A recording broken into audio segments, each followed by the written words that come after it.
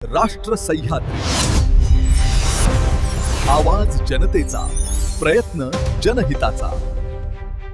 नांदेड दक्षिण विधानसभा मतदारसंघाचे आमदार आनंदराव बोंढारकर यांनी काल साई समाधीचे दर्शन घेत राष्ट्र सह्याद्री शिर्डी कार्यालयास भेट देत सदिच्छा व्यक्त केल्या।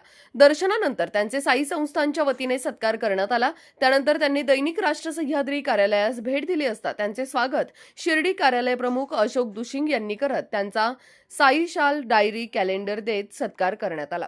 यावेळी बोलताना ते म्हणाले की साईंच्या दर्शनाने शांती, समाधान मिळते, मनामध्ये ऊर्जा निर्माण होते। बाबा त्रिकालदर्शी व्याप्ती आहे, भक्तांना सर्व काही मिळते। साई त्यांचं दुःख हरण्याचं काम करत असतात।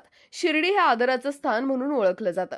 जनसेवेचा वसा पुढे न्यावा, जनतेचे कार्य अधिकच व्हावं, दीनदुबळ्यांची सेवा व्हावी, तसेच नांदेडमधील जनता सुखी समाधानी झाली पाहिजे व येथील विकास वेगाने व्हावा अशी साईबाबा चरणी प्रार्थना करत साईंचे दर्शन घेऊन धन्य झालो असल्याची प्रतिक्रिया आमदार बोंढारकर यांनी दिली। आमदार आनंदराव पाटील बोंढारकर हे महाराष्ट्रातील नांदेड दक्षिण विधानसभा मतदारसंघाचे विद्यमान आमदार आहेत। ते शिवसेना शिंदे गट पक्षाचे प्रतिनिधित्व करतात। नांदेड दक्षिण मतदारसंघातून ते पहिल्यांदाच विधानसभेवर निवडून आले आहे। त्यांनी आपल्या मतदारसंघात जनसंपर्क कार्यालये सुरू केली आहेत आणि विविध स्थानिक प्रश्नांवर ते सातत्याने आवाज उठवतात। त्यांनी नांदेड शहर आणि ग्रामीण भागातील पूरग्रस्त शेतकऱ्यांच्या शेतांची पाहणी करून त्यांना मदत मिळवून देण्यात महत्त्वाची भूमिका बजावली आहे। तसेच नुकतेच त्यांनी पाठपुरावा करून नांदेडमधील हजारो शेतकऱ्यांसाठी पीक विमा मंजूर करून घेतलाय। आपण शिर्डीमध्ये आलात साईबाबाच्या दर्शनासाठी, काय प्रार्थना केली साईबाबांना? मी सर्वप्रथम बाबांच्या चरणी नतमस्तक होतो। आज आम्ही सहपरिवार शिर्डी या ठिकाणी साईबाबांच्या दर्शनासाठी आलो आणि साईबाबांचं दर्शन या ठिकाणी झालं। अतिशय मनाला आनंद या ठिकाणी झालेला आहे। बाबांचं दर्शन झाल्याच्या नंतर मनामध्ये एक ऊर्जा या ठिकाणी निर्माण होते।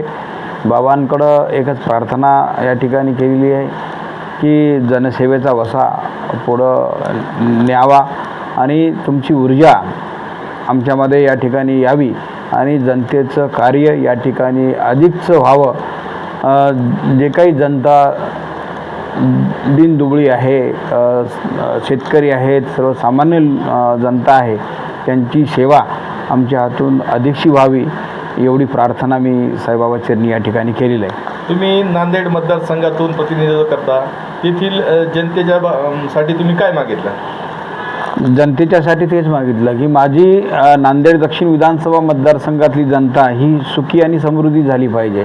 नांदेड दक्षिण विधानसभा मतदारसंघाचा विकास अधिक वेगाने या ठिकाणी व्हावा ही प्रार्थना मी बाबांच्या चरणी या ठिकाणी केलेली आहे।